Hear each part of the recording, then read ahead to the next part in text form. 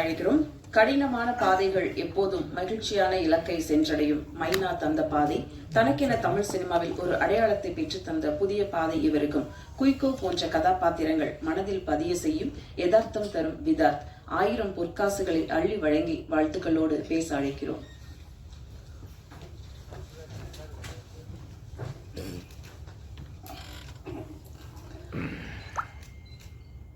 இங்கு வருகை தந்திருக்கும் பத்திரிகை தொலைக்காட்சி நண்பர்களுக்கு என்னுடைய பணிவான வணக்கம். டெவில் முதல்ல மிஸ்கின் சாருக்கு தான் இந்த பெரிய நன்றியை சொல்லணும். ஏன்னா அவங்க சித்திரம் பேசுதடி படம் ரிலீஸ் ஆனது போது நான் கூத்துப்பட்டிலிருந்து ஒரு நண்பர் மூலமாக நான் சாரை வந்து ஃபோனில் இன்னைக்கு இதுவரையும் நான் சொன்னதில்லை, ஃபோனில் பேசியிருக்கேன்.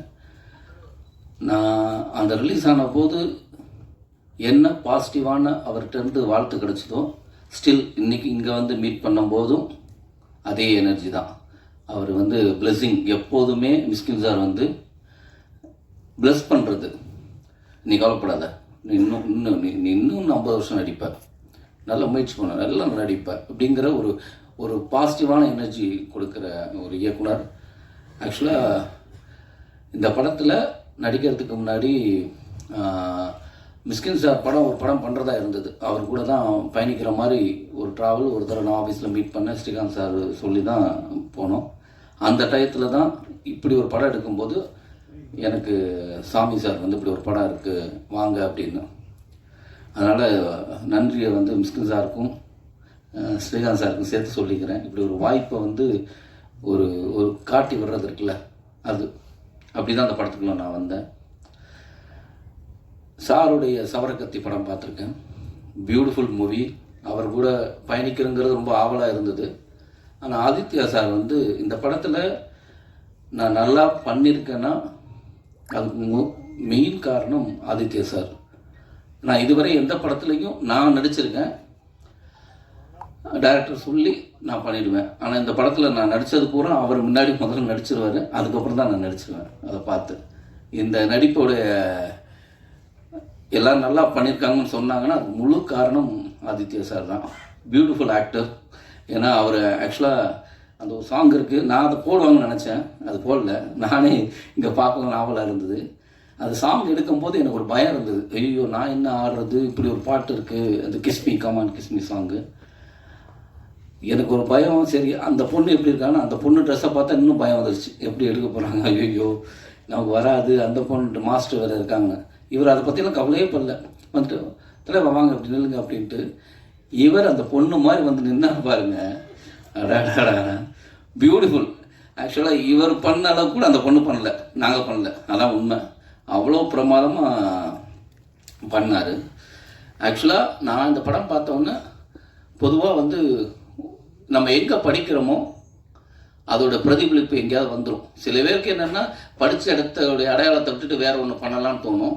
சில பேருக்கு பியூட்டிஃபுல்லாக ஒன்று படிச்சிருங்க அது மாதிரி வரலேன்னு தோணும். அவர் படித்த ஸ்கூல் மிஸ்கின் சார்கிட்ட அதோட பாதிப்பு கண்டிப்பாக அந்த படத்தில் இருக்குது. எனக்கு படம் பார்க்கும்போது நல்லா தெரிஞ்சு மிஸ்கின் சாருடைய படம் எப்படி இருக்கும், எவ்வளோ அழகாக, எவ்வளோ குவாலிட்டியாக, எவ்வளோ தன்மையாக அழகாக இருக்குமோ அதே குவாலிட்டி நான் அதில் பார்க்குறேன். நீங்கள் நல்லா படிச்சிருக்கீங்க, அது மட்டும் நல்லா தெரியுது அங்கே. அப்புறம் கார்த்தி சார் மெயினாக சொல்லணும். ஏன்னா நான் வந்து இவ்வளவு இல்லை, எனக்கு தெரியுது நான் கொஞ்சம் அழகாக இருக்குன்னு. அவ்வளோ அழகாக அவர் காட்டியிருக்காரு.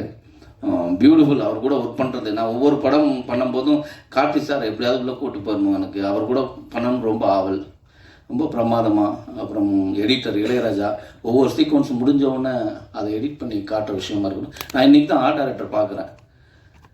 இவங்க தான் ஆர்ட் டைரக்டரா அப்படின்னு எனக்கு தான் தெரியும். ஆனால் ஷூட்டிங்கில் அவர் ஆர்ட் அசிஸ்டன்ட் மாதிரியே தான் ஓடி சுற்றி இருந்துருக்காரு. யார் ஆர்ட் டைரக்டர்னே தெரியாமல் இன்றைக்கி தான் படம் முடிஞ்சு நான் இன்றைக்கி தான் பார்க்குறேன். Beautiful work. அதுவும் அந்த வீடு வந்து அந்த கலர், ஆக்சுவலாக நான் வீடு கட்டினா இந்த மாதிரி கலர் காம்பினேஷனில் பண்ணணும் அப்படிங்கிற ஒரு ஆவலையே ஏற்படுத்துச்சு. அந்த க்ரீன், அந்த மெரூன் கலர், அதெல்லாம் ரொம்ப பிரமாதமாக ஒர்க் பண்ணியிருந்தாங்க. அப்புறம் மெயினாக நான் சொல்ல வேண்டியது பூர்ணா மேடம். அவங்களுக்கு நானும் வந்து ஜன்னல் உரம் படத்தில் நடிச்சிருந்தோம். அப்பயே அவங்க ரொம்ப பியூட்டிஃபுல் ஆக்டர். அது பியூட்டிஃபுல் ஆக்டர் எல்லாருக்கும் தெரியும். ஆனால் அந்த தன்மை பழகிற விதம் அன்றைக்கி நான் என்னைக்கு பழக அந்த ஆரம்பிச்சோமோ அதுக்கப்புறம் நான் எங்கேயாவெல்லாம் சந்திக்கிறோமோ அவங்களோட நல்ல ஒரு அண்டர்ஸ்டாண்டிங், எப்போதுமே ஒரு சிரிச்ச முகத்தோடையே இருப்பாங்க. இந்த படத்தில் ரொம்ப பிரமாதமாக, அந்த படத்தில் ஜன்னல் ஓரத்தில் அவங்களுக்காக ஏங்கியிருந்தேன், ஜோடி சேரலை. இந்த படத்தில் ஜோடி சேர்த்துட்டாங்க. அருண், ஆக்சுவலாக நானும் அவரும் ஒன்றா தான் ஆரம்பித்தோம். ஹீரோவாக பயணிச்சிருந்த 2 பேருமே 2010 இனிது மைனா 2 ஒரே டயத்தில். நாங்கள் அதுக்கு முன்னாடியே தியேட்டர் ஆக்டர்ஸ், நாங்கள் கூத்துப்பட்டியில் இருக்கும்போது அவர் மேஜிக் லேண்டன் அந்த குரூப்பில் இருப்பா ஏமாமில், அப்போது நிறையா சந்திச்சிருக்கிறோம். இப்போ 2 பேர் சேர்ந்து படம் பண்ணுறதுல ரொம்ப சந்தோஷமாக இருக்குது. என்னை இப்போலவே ஒரு எண்ணம் படைத்த ஒரு நல்ல ஒரு நடிகர், அவர் கூட பயணிக்க ரொம்ப சந்தோஷம். தயாரிப்பாளர் ஹரி சாருக்கு நன்றியை சொல்லணும். ஏன்னா இவ்வளோ அழகான மூவியை, இவ்வளோ ஸ்டைலாக ஒரு படத்தை எந்த விதமான இடையூறும் இல்லாமல் என்ன கேட்குறாங்களோ அதை அழகாக கொடுத்தது வந்து ஹரி சாருக்கு தான் நன்றி சொல்லணும். சப்போர்ட் பண்ணிங்க, இன்னும் கொஞ்சம் சப்போர்ட் பண்ணிடுங்க. படம் ரிலீஸ் ஆகிடும். கண்டிப்பாக உங்களுக்கு ஒரு பெரிய ஒரு நல்ல படமாக அமையும். உங்கள் முதல் படமே ரொம்ப பிரமாதமாக இருக்கும். அப்புறம் சேகர் சார், இந்த படத்தில் வந்து எப்போ போனாலுமே அப்படி ஒரு பாசிட்டிவ் கடற்கடன்னு அவர் நம்ம என்ன கேட்க வரும்போது இல்லை, அவர் ஒன்று எல்லாத்தையும் முடிச்சிடுவார் 5 நிமிஷத்தில். அவர் என்ன வர்றாரோ முதல்ல சொல்லிடுவார். நம்ம பதிலே நம்மள்கிட்ட ஒரு ஆன்சரே கேட்க மாட்டார். அதெல்லாம் ஓகே சார், எல்லாம் சார்ன்றாரு. அந்த எனர்ஜி, அதை அன்றைக்கி என்ன பார்த்தா அதே எனர்ஜி தான். ராதாகிருஷ்ணன் சார், ரொம்ப நன்றி. இப்படி ஒரு படத்தை எங்களுக்கு கொடுத்ததுக்கு அவருக்கும் நன்றி சொல்லிக்கிறேன். நான் திருப்பி மிஸ்கின் சார் படத்தில் வந்து நடிக்கணும் எவ்வளோ ஆவலாக வந்தேனோ, இப்படி ஒரு வாய்ப்பு கொடுத்தது ரொம்ப நன்றி. ஆனால் இதில் மிஸ்கின் சார் படத்தில் இயக்கத்தில் தான் நடிக்கலை, ஆனால் அவருடைய இசையில் நடித்தேங்கிறது இருக்குல்ல, அதுவே எனக்கு ஒரு பெரிய பாக்கியமாக நினைக்கிறேன். ஏன்னா அவருடைய முதல் படம் இசை, இன்னும் நிறைய நம்ம அடுத்தடுத்து நிறைய படங்கள் பண்ண ஆரம்பிச்சிருவாங்க அவங்க படங்களுக்கெல்லாம்.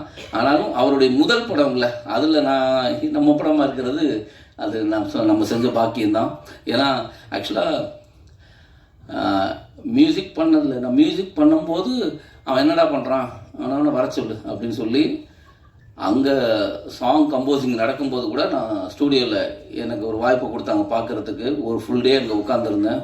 அவங்க பண்ணுற விஷயங்களை நான் இதுக்கு முன்னாடி எந்த மியூசிக் டைரக்டரோடய உட்காந்து நான் பார்த்ததில்லை.